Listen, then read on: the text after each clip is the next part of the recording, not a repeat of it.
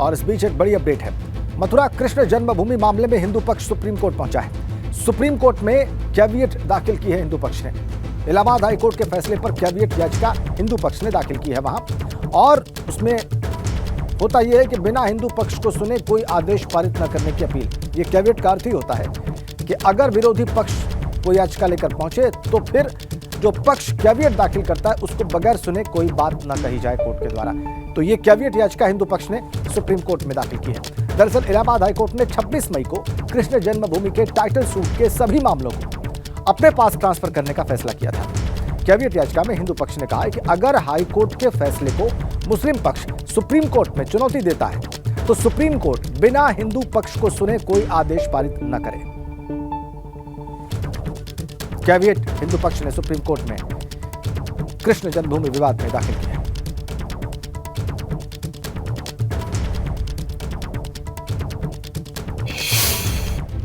चलिए आगे बढ़ते हैं। सपा महासचिव शिवपाल यादव ने भारतीय जनता पार्टी पर प्रहार किया है।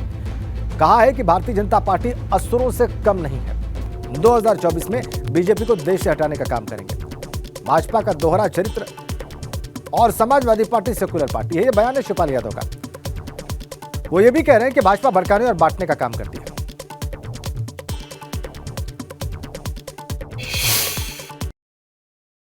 समाजवादी पार्टी का प्रशिक्षण शिविर अब सीतापुर के नैमिषारण्य में चल रहा है। दूसरा प्रशिक्षण शिविर है और प्रमुख नेता नैमिषारण्य पहुंच रहे हैं। प्रोफेसर रामगोपाल यादव यहां पहुंच चुके हैं। शिवपाल सिंह यादव हैं। शिवपाल सिंह यादव से बात करने की कोशिश करें।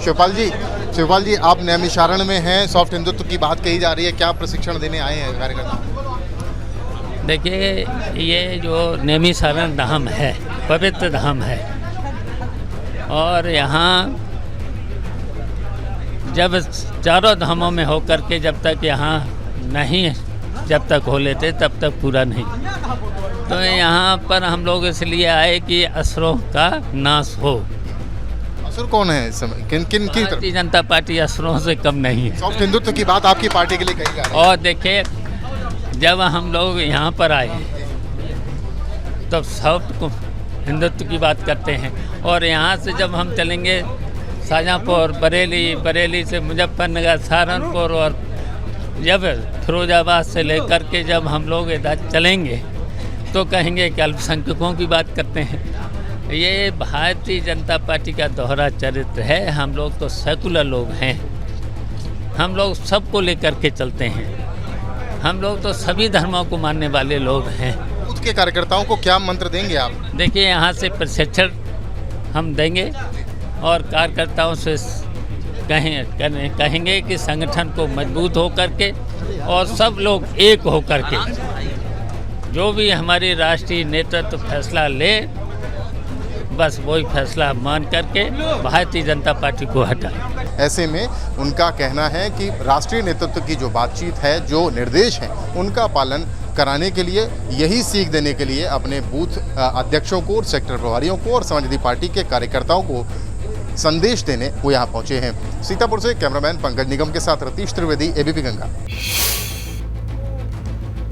सीधा आपको अब सीतापुर नैमिषारण्य लिए चलते हैं। हमारे संवाददाता रतीश त्रिवेदी जो अभी शिवपाल यादव से बातचीत कर रहे थे, इस वक्त वहां से हमारे साथ सीधा कनेक्ट है। आइए अब उनसे बातचीत करते हैं, उनसे जानकारी प्राप्त करते हैं कि वो क्या वातावरण वहां पर देख रहे हैं। रतीश, पिछले कुछ समय में शिवपाल यादव ने जो आक्रमण किए हैं समाजवादी पार्टी ज्वाइन करने के बाद, ये उनमें से सबसे तीखा आक्रमण कहा जा सकता है। वो भारतीय जनता पार्टी को असुरों से कम नहीं बता रहे हैं। इसका मतलब ये कि वहां पर जो वातावरण था इससे वो काफी उत्साहित हैं। क्या देखा आपने? देखिए, बिल्कुल इसमें कोई दो राय नहीं है कि वातावरण में काफ़ी ज़्यादा एनर्जी लाने की, ऊर्जा लाने की कोशिश की जा रही है। कार्यकर्ताओं में जब तक जोश नहीं भरा जाएगा, जब तक एग्रेसिव अप्रोच के साथ राजनीति नहीं की जाएगी, तब तक रिजल्ट भी नहीं पाया जा सकता, ऐसा माना जाता है। भारतीय जनता पार्टी ने भी एग्रेसिव अप्रोच अपनाई और तमाम रिकॉर्ड तोड़ते हुए ऐसी इतनी संख्या में सीटें पाई जिससे सरकार भी बनाई और उसके बाद लगातार सरकार बनाती गई। अगर आज की बात की जाए तो समाजवादी पार्टी आज नैमिषारण्य में है। नैमिषारण्य को महर्षि दधीच की तपोभूमि कहा जाता है, और यहाँ पर रामगोपाल यादव से जब हमने बात की तो उन्होंने कहा कि ये भगवान राम को भी वो मानते हैं, लेकिन बीजेपी ऐसी पार्टी है वो इसका दुष्प्रचार करती है। शिवपाल सिंह यादव की सबसे पहले बात कर लेते हैं। बीजेपी को असुर से कम नहीं आंकने की उन्होंने बात कही है और भारतीय जनता पार्टी पर यह उसका सबसे बड़ा हमला है। शिवपाल यादव के पिछले दिनों दिए गए बयान की अगर बात की जाए तो शिवपाल यादव काफ़ी ज़्यादा एग्रेसिव हैं और ये उस दौर की बात निकल करके सामने आती जब समाजवादी पार्टी सत्ता में भी हुआ करती थी और काफ़ी ज़्यादा आक्रामक रुख अपने विपक्षियों के, अपने सामने वाले दलों पर अपनाया करती थी। कुछ ऐसी ही पृष्ठभूमि बनाने की समाजवादी पार्टी के नेताओं की बात कही जा रही है और सबसे बड़ी बात शिवपाल सिंह यादव ने कहा कि समाजवादी पार्टी सेक्युलर है। जब उनसे सॉफ्ट हिंदुत्व पे मैंने सवाल पूछा कि ये कहा जा रहा है कि समाजवादी पार्टी सॉफ्ट हिंदुत्व की तरफ बढ़ रही है, उन्होंने कहा कि अभी तो हम लखीमपुर के देवकली गए, उसके बाद नैमिषारण्य सीतापुर आए हैं, बिल्कुल रतीश, बरेली जाएंगे। एक तरफ उन्होंने असुर बताया भारतीय जनता पार्टी को, असुर से कम नहीं बताया, और दूसरी ओर ये स्पष्ट कर दिया कि समाजवादी पार्टी सेक्युलर पार्टी है और सॉफ्ट हिंदुत्व को लेकर जो बातें कही जा रही हैं, सॉफ्ट हिंदुत्व की तरफ झुकने को लेकर जो बयान दिए जा रहे हैं या मीडिया में बातें आ रही हैं, वो ठीक नहीं है। हम लोग सेक्युलर दल हैं। बहुत बहुत धन्यवाद आपका रतीश इन तमाम जानकारियों के लिए। तो शिवपाल यादव के बयान और वहां के वातावरण पर जानकारी दे रहे थे आपको रतीश। और समाजवादी पार्टी के प्रमुख राष्ट्रीय महासचिव, senior general secretary professor Ram Gopal Yadav ने भी भाजपा पर बड़ा हमला बोला है। उन्होंने बीजेपी की तुलना असुरों से की है, उन्होंने भी असुरों से बीजेपी की तुलना की है। सॉफ्ट हिंदुत्व पर भी राम गोपाल यादव ने खुलकर बातचीत की। उन्होंने दावा किया कि वो राम भक्त हैं और हिंदू विरोधी, राम विरोधी कभी नहीं रहे। बात की उन्होंने एबीपी गंगा से एक्सक्लूसिव, देखिए। समाजवादी पार्टी सीतापुर में के नैमिषारण्य में 2 दिन का प्रशिक्षण शिविर आयोजित कर रही है। प्रोफेसर राम गोपाल यादव भी यहाँ पर आए और उन्होंने भाषण दिया। उनसे बात करने की कोशिश करेंगे। प्रोफेसर साहब, यहाँ पर आप लोगों ने प्रशिक्षण शिविर आयोजित किया है, क्या आप लोग नसीहत दे रहे हैं अपने कार्यकर्ताओं को, क्या समझाने की कोशिश करें? यहाँ तो हमसे ये कह रहे हैं, हम इनसे ये कह रहे हैं कि ये ऐसी जगह है जहाँ से आप प्रशिक्षण ले रहे हो कि यहाँ भगवान विष्णु ने जब असुरों का बहुत ही तांडव होना शुरू हो गया था, उनका संहार किया था। हिंदुस्तान में भी ऐसे लोग हो गए हैं, अब ये उत्तर प्रदेश में ख़ास तौर से, जहाँ लोगों का जीना दूभर हो गया है। तो उस मनोवृत्ति को ख़त्म करने का काम करेंगे ये लोग। ये असुर कौन है प्रोफेसर? ये असुर नहीं, अब तुम ही समझ लो, हम क्या बताएं। सॉफ्ट हिंदुत्व की बात की जा रही है पार्टी के लिए। देखिए, हम कभी न हिंदू विरोधी थे, न राम विरोधी थे, न, हम लोग तो सब वैसे ही राम भक्त हैं।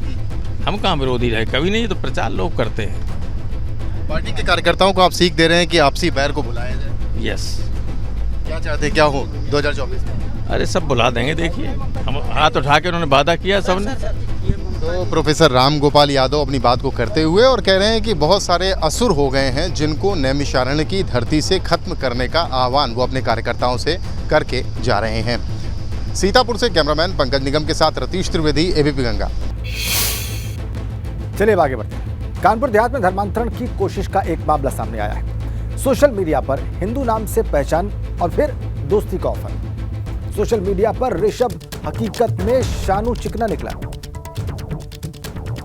पुलिस शानू चिकना से ऋषभ बने शख्स को गिरफ्तार कर चुकी है। शानू चिकना से जुड़े लोगों की तलाश भी जारी है।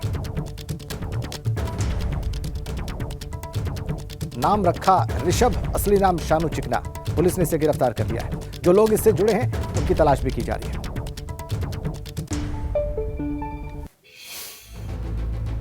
पूरा प्रकरण क्या है, आइए आपको विस्तार में बताते हैं। शानू चिकना उर्फ ऋषभ की करतूत देखिए। कानपुर देहात में धर्मांतरण की कोशिश की गई है, ये पूरा विषय है। सोशल मीडिया पर हिंदू नाम से पहचान रखी अपनी, फिर दोस्ती का ऑफर दिया। यह कानपुर देहात का मामला है। सोशल मीडिया पर ऋषभ हकीकत में शानू चिकना निकला। अब पुलिस ने इसे गिरफ्तार किया है। इस शख्स को पुलिस ने गिरफ्तार कर लिया है और जो लोग इससे जुड़े हुए हैं उनकी गिरफ्तारी के प्रयास किए जा रहे हैं। नाम बदलकर दूसरे समुदाय की लड़कियों को फंसाने के आरोप हैं।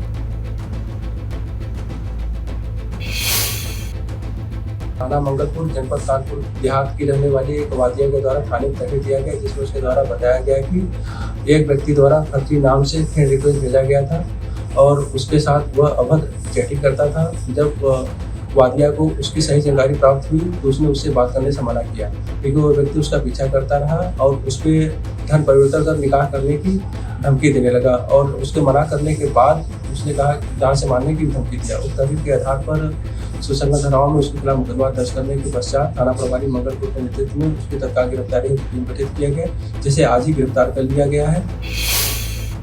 आगे बढ़ते हैं। खबर वाराणसी से है, मौसम से जुड़ी है। 3 दिन तक वहां पर भीषण गर्मी का अलर्ट जारी हुआ है। मौसम विभाग के मुताबिक तपिश बढ़ने के आसार हैं और अभी दोपहर के वक्त 43 से 45 डिग्री तक तापमान वहां पर पहुंच रहा है। 3 दिन तक लोगों से सावधान रहने की अपील की गई है। भीषण गर्मी वाराणसी में और अगले 3 दिन तक ऐसा ही रहने का अनुमान है। दोपहर में 43 से 45 डिग्री के बीच तापमान पहुंच रहा है और लू चलने का भी अलर्ट है। सावधान रहने की अपील की गई है लोगों से। देखिए, गर्मी तो बेजोड़ है सर। अभी 7-8 दिन पहले बारिश हुई थी, उसकी अपेक्षा अभी इस गर्मी को देखा जाए तो भीषण गर्मी है। हम लोग तो मान लीजिए कोर्ट कचहरी काम धंधा है निकल जा रहे हैं, लेकिन घर में बच्चों और परिवार औरतों का बड़ा बुरा हाल है। इतनी तेज़ गर्मी है और पेपर में भी दिया हुआ है कि आज के दिन थोड़ा संभल के रहिए, मान लीजिए कहीं लू लग जाए।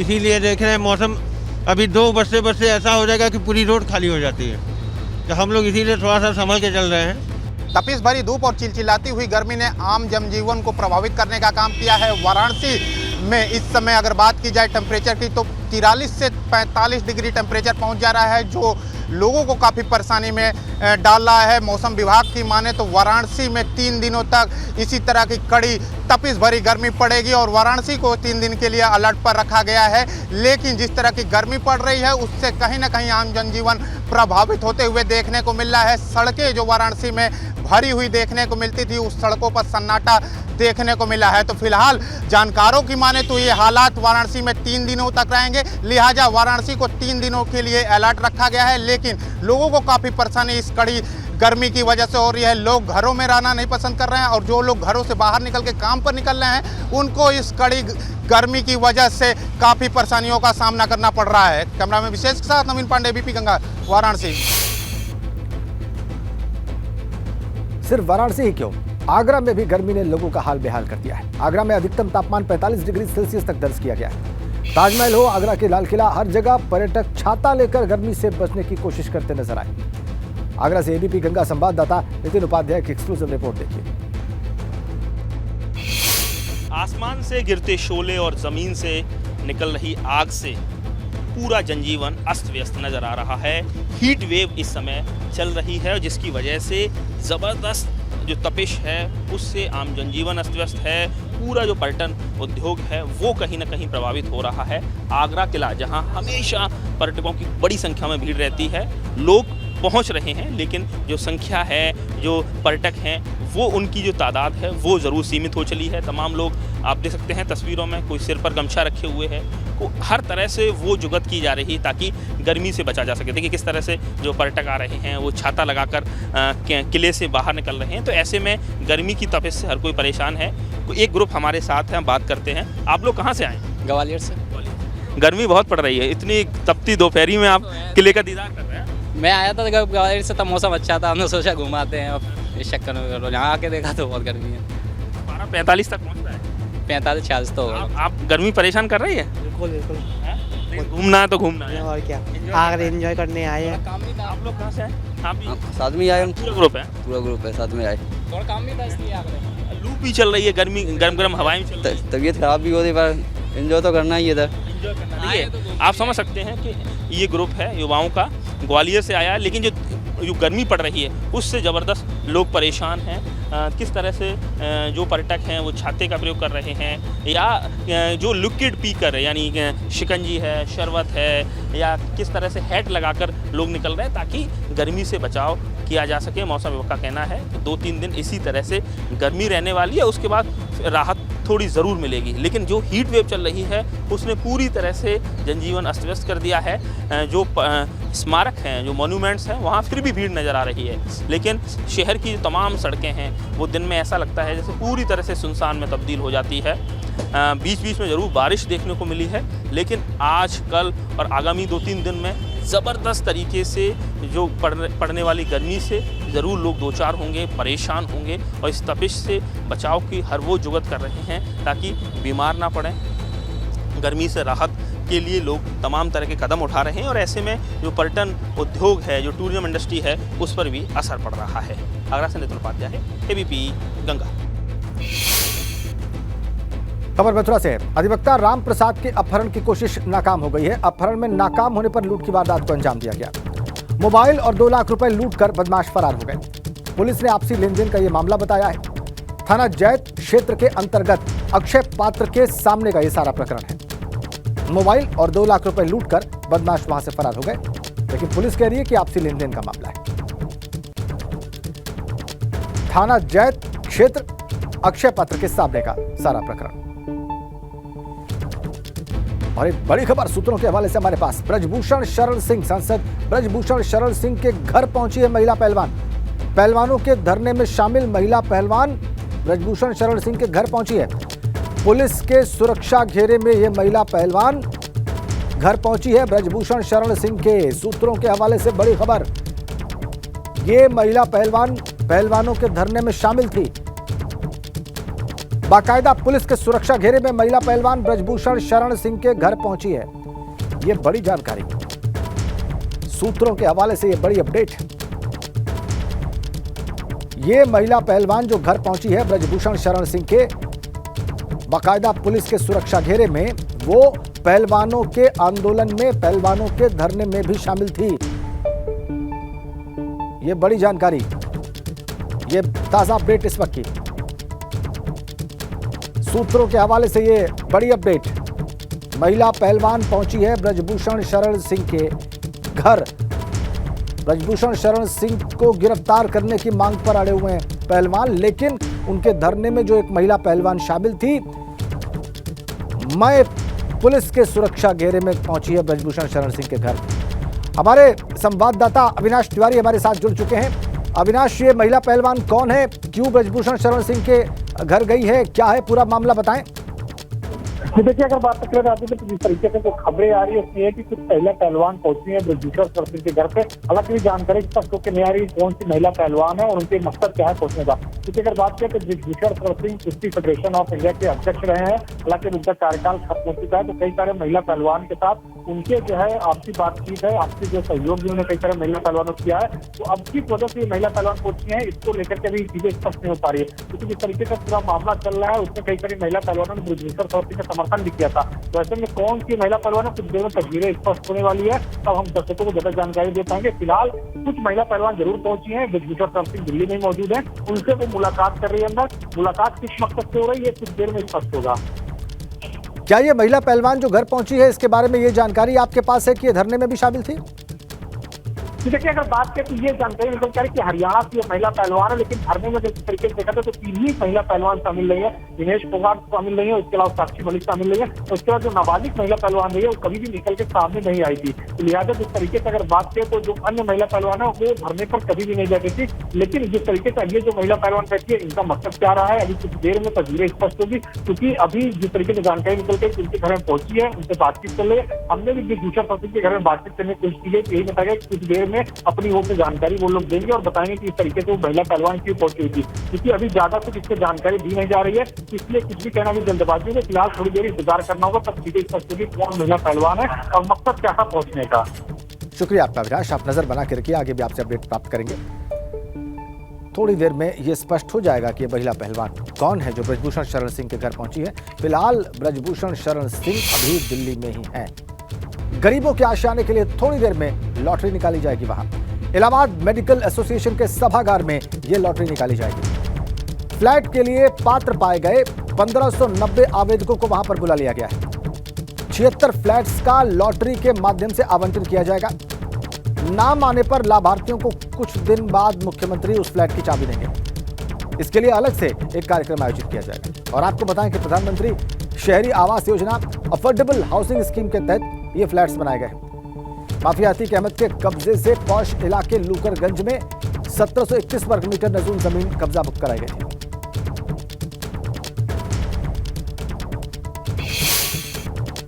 यूपी में माफियाओं के कब्जे से खाली कराई गई जमीन पर गरीबों के लिए सस्ते आशियाने बनाए जाने के मुख्यमंत्री योगी आदित्यनाथ के ड्रीम प्रोजेक्ट के लिए आज लॉटरी निकाली जाएगी। इलाहाबाद मेडिकल एसोसिएशन सभागार में होगा। मुख्यमंत्री योगी आदित्यनाथ का ये ड्रीम प्रोजेक्ट की शुरुआत संगम नगरी प्रयागराज में हुई। प्रयागराज के लूकरगंज इलाके में माफिया अतीक अहमद के कब्जे से ये जमीन थी और उस कब्जे से खाली कराया गया था। उसके बाद यहाँ गरीबों के लिए 76 फ्लैट बनाए गए हैं। EWS कैटेगरी के 76 फ्लैट बनाए गए हैं। इस यहाँ पर फ्लैट पाने के लिए 6000 से ज़्यादा लोगों ने आवेदन किया था, लेकिन प्रयागराज विकास प्राधिकरण और ज़िला प्रशासन ने इसके लिए स्क्रूटनी कराई। स्क्रूटनी कराए जाने के बाद 1590 लोग पात्र पाए गए हैं। इन्हीं 1590 लोगों की लॉटरी आज निकाली जाएगी। शहर के तमाम मानिंद लोगों के बीच में लॉटरी निकाले जाने की जो प्रक्रिया है वो संपन्न कराई जाएगी और 1590 लोगों के बीच में 76 लोगों का चयन, 76 लोगों का सिलेक्शन लॉटरी के जरिए कराया जाएगा। आपको बता दें कि मुख्यमंत्री योगी आदित्यनाथ का ये ड्रीम प्रोजेक्ट है, जिसमें गरीबों को यहाँ पर महज 3.5 लाख रुपए में सस्ते फ्लैट दिए जा रहे हैं। ये फ्लैट यहाँ पर बनकर तैयार हो गए हैं। आप देख सकते हैं कि यहाँ पर 2 कमरों का फ्लैट है, एक बेडरूम है, एक ड्राइंग रूम है, किचन है, लैट्रिन है, बाथरूम है और छोटी सी लॉबी भी है। यहाँ पर पार्किंग की व्यवस्था है। इसके साथ साथ कम्युनिटी प्लेस भी एक बनाया गया है ताकि सामूहिक तौर पर कोई कार्यक्रम आयोजित किए जा सकते हैं। इसे भगवा रंग में रंगे जाने पर सियासत भी हुई थी, सियासी गलियारे में खूब बयानबाजी और खींचतान भी हुई थी, लेकिन बहरहाल ये जो ड्रीम प्रोजेक्ट है ये अब बनकर तैयार हो गया है और आज लोगों को जो है इसका आवंटन किया जाएगा। हालांकि अभी लोगों को फ्लैट की चाबियां नहीं दी जाएंगी। उम्मीद जताई जा रही है कि अगले 15 दिनों के अंदर एक बड़ा कार्यक्रम आयोजित किया जाएगा, जिसमें खुद मुख्यमंत्री योगी आदित्यनाथ को आमंत्रित किया जाएगा। मुख्यमंत्री योगी आदित्यनाथ जब यहाँ पर आएंगे तो वो खुद अपने हाथों जो लाभार्थी हैं उन्हें फ्लैट की चाबियां सौंपेंगे और लोगों को जो है एक संदेश भी देंगे कि उनके राज में माफियाओं के कब्जे से ज़मीन खाली कराई जा रही है और साथ ही साथ गरीबों को बेहद कम कीमत पर, यानी यहाँ पर जो फ्लैट दिए जा रहे हैं उनसे लाभार्थियों से सिर्फ 3.5 लाख रुपए ही लिए जाएंगे। कैमरामैन अनुराग द्विवेदी के साथ मोहम्मद मोइन, एबीपी गंगा, प्रयागराज।